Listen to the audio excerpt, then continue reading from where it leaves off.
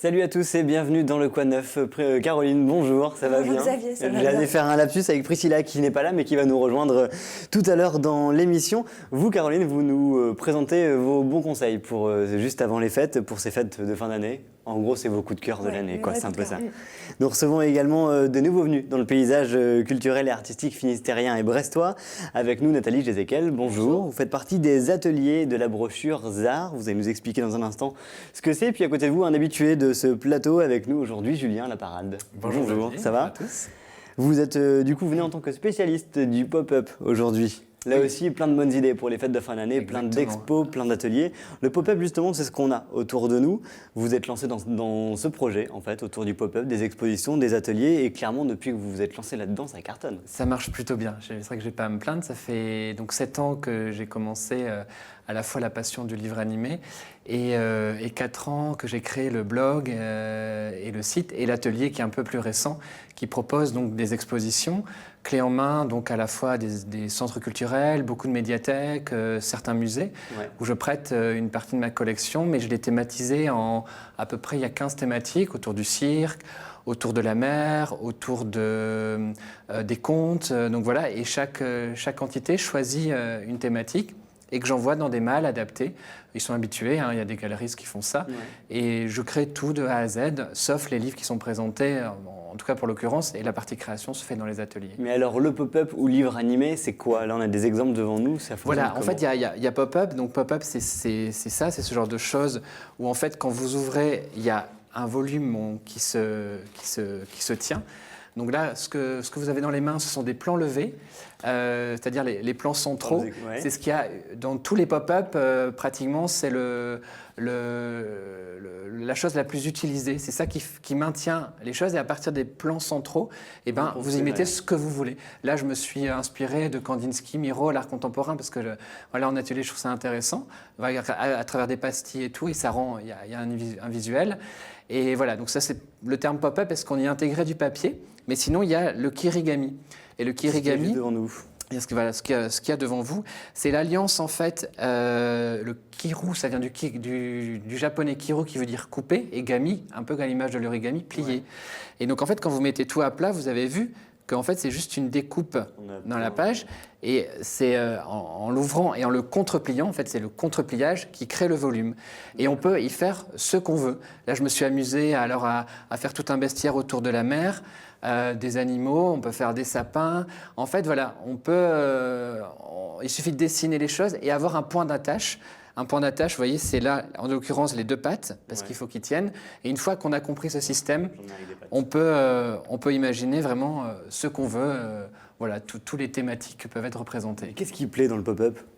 Ce qui plaît, c'est la magie, parce que ça réunit à la fois tous les publics, du plus jeune qui, voilà, et à la personne plus âgée où se souvient. Très bien faire à l'école, en primaire, ou voilà quoi. Et j'aime beaucoup les ateliers intergénérationnels. Il y a pratiquement plus de demandes d'adultes que d'enfants. C'est paradoxal, hein. Mais dans tous les ateliers que j'ai pu faire, des fois, j'ai vu plus d'adultes que d'enfants.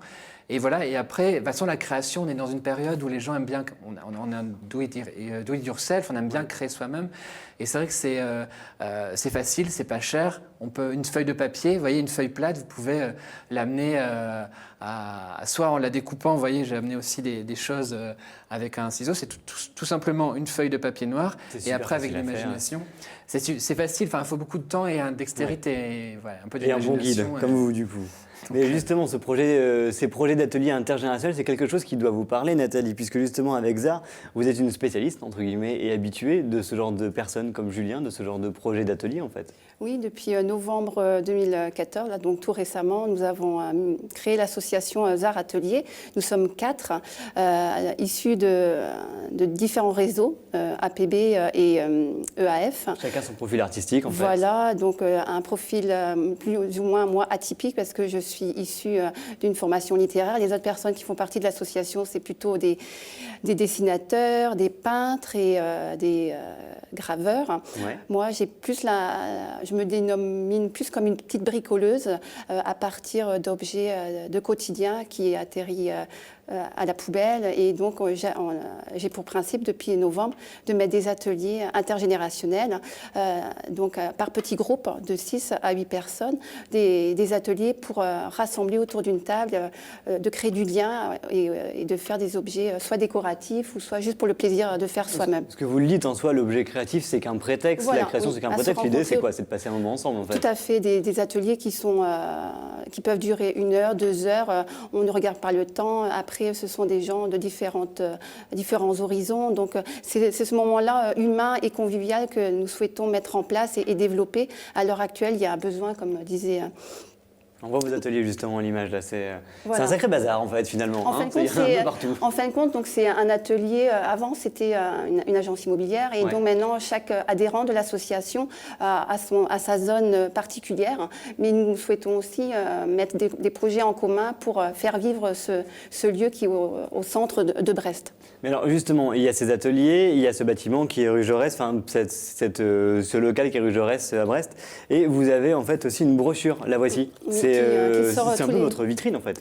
C'est en fin de compte un magazine qui répertorie les expositions, les artistes de la région. Il faut savoir qu'il y a des grosses manifestations et une richesse artistique et culturelle sur la région brestoise et les alentours. Donc ZAR va à la rencontre de ces artistes, prend son magnéto et la personne va rencontrer les artistes. Tout ça, c'est gratuit. On y retrouve quoi à l'intérieur en fait? C'est quoi? C'est des rendez-vous d'expo, des rendez-vous d'atelier, des bons plans en fait? Les Comment vous bons sélectionnez plans tout ça? que vous pouvez, les bons plans de la région. Ouais. Et comment ça sélectionne? Vous nous parlez de Pascal Loger, c'est ça qui Oui. produit du coup Oui, cette qui brochure? a mis ça en place C'est depuis quoi? C'est quelques ses coups de cœur? C'est des personnes qui la contactent? Vous faites le tri comment? C'est elle, des coups de cœur. Elle a un regard un petit peu, elle a un parcours aussi artistique qu'elle a mis un petit peu de côté pendant de nombreuses années. Ouais. Et là, elle fait un comeback à sa première passion qui est l'art visuel et art plastique. Oui, bien justement, on va retrouver également Julien dans cette rubrique tout à l'heure, dans un instant, mais tout de suite, place au livre.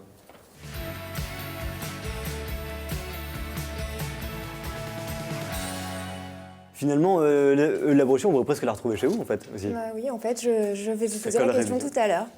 Aucun souci. Alors vous, cette semaine, des coups de cœur, pas de livres qui se plient, pas de livres animés, mais Bon, vos bah, coups de cette cœur de fois, l'année. J'aurais quand même pu me caler, Julien, mais non. J'ai choisi des coups de cœur pour être sûre de vous faire plaisir, ou en tout cas de me faire plaisir. Voilà, si ça ne vous plaît pas pour vous, moi, ça On sera cool. commençait par un album pour les enfants qui est apparu chez Albin Michel Jeunesse là, en cette fin d'année, qui est de Béatrice Alemania, Ouais. et qui s'appelle Le merveilleux dodu velu petit.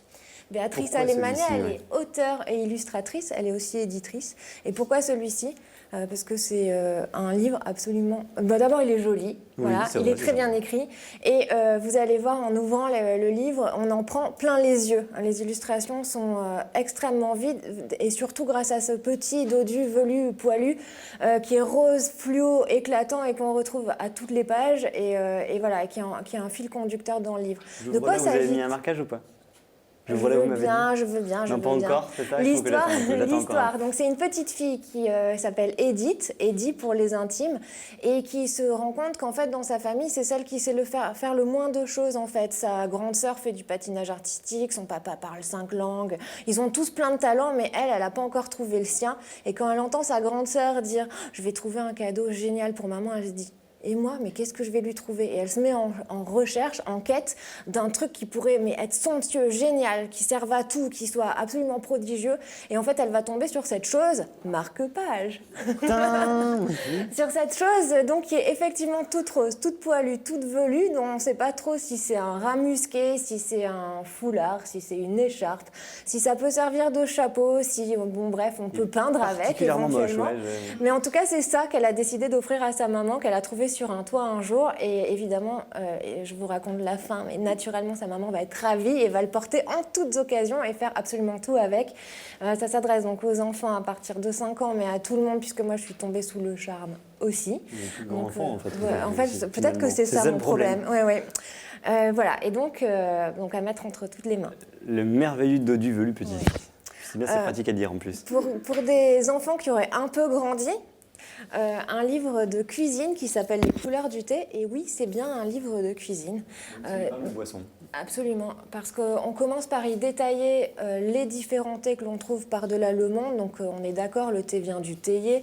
Donc on nous explique en quoi consiste cet arbre, comment on cueille le thé, comment pas de la théière. voilà, etc. On parle des différentes théières, mais voilà, mais on parle surtout de quoi en faire. Donc effectivement, comment l'infuser, comment le boire, mais aussi quelles recettes en faire. Donc il y a pas mal de recettes sucrées et salées, beaucoup de desserts, pas mal de recettes de boissons aussi, au-delà du thé, quoi en faire, le mélanger avec du lait, le mélanger avec du yaourt, etc. Une partie médicale aussi ou pas, non? Il y a les vertus, oui. Voilà, tout ça dans un livre avec des photos magnifiques. Le texte est très digne d'intérêt. Les recettes, je promets, je touche le plateau, sont réalisables pour de bon. Je ne les ai pas toutes faites, mais j'ai commencé, y compris les macarons. Vous allez voir des macarons au thé vert. Ouais, et voilà, et donc à peu près tous les thés que l'on trouve facilement dans le commerce sont enregistrés dans le livre et peuvent servir à des recettes du quotidien. Des crevettes en éventail à la vinaigrette au thé de Taïwan Dongling. Ouais, j'ai commencé à faire les recettes Il faut à peu sucrées. près 7 heures pour faire ça et trouver 47 crevettes. Voilà. Non, mais ça a l'air sympa. Franchement, c'est pas mal. Non, mais pour de vrai, c'est un chouette livre. J'aime bien. Tout à fait différent. Alors ça, c'est un livre, ça s'appelle « Les lois fondamentales de la stupidité humaine ». C'est écrit par un docteur en économie En ce qui est moment, mort on a ce qu'il faut en plus. Hein. Il y a de la matière. qui est mort. Enfin voilà, c'est un auteur, un économiste du XXe siècle, et illustré là tout récemment par Claude Ponty, qui en fait une nouveauté, puisque c'est un livre qui était paru il y a quelques années, qui a été rapidement épuisé, qui est un best-seller donc en Italie, donc dont est originaire l'auteur. Et en fait, l'idée, c'est sous forme d'un document extrêmement rigoureux de rhétorique académique et universitaire bien casse-pied avec tous les graphes qu'il faut, etc.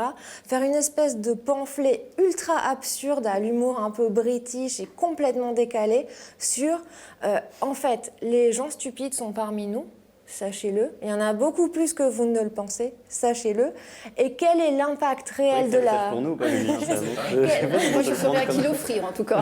Quel est l'impact réel de la stupidité humaine sur votre condition, sur notre condition humaine, mais aussi sur l'humanité.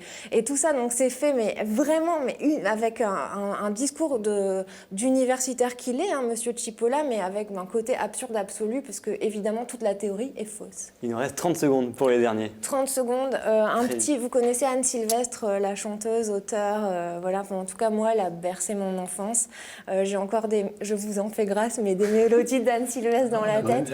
Ah non, moi je veux pas. Non, moi je sais ce que c'est, donc non, merci. Dans la collection Le goût des mots, chez Point Seuil, elle livre les mots qu'elle aime. Et les mots qu'elle aime sont super jolis. Il y en a même que vous découvrirez qui n'existent pas et qu'elle a inventé pour l'occasion. Comme par exemple, alors je lis, hein, parce que... très vite, il nous reste vraiment 5 secondes, quoi. Débarrouler, ça veut dire dévaler à toute vitesse, dégringoler les escaliers, débarrouler. Donc plein de trouvailles et de mots les jolis. coquelicots.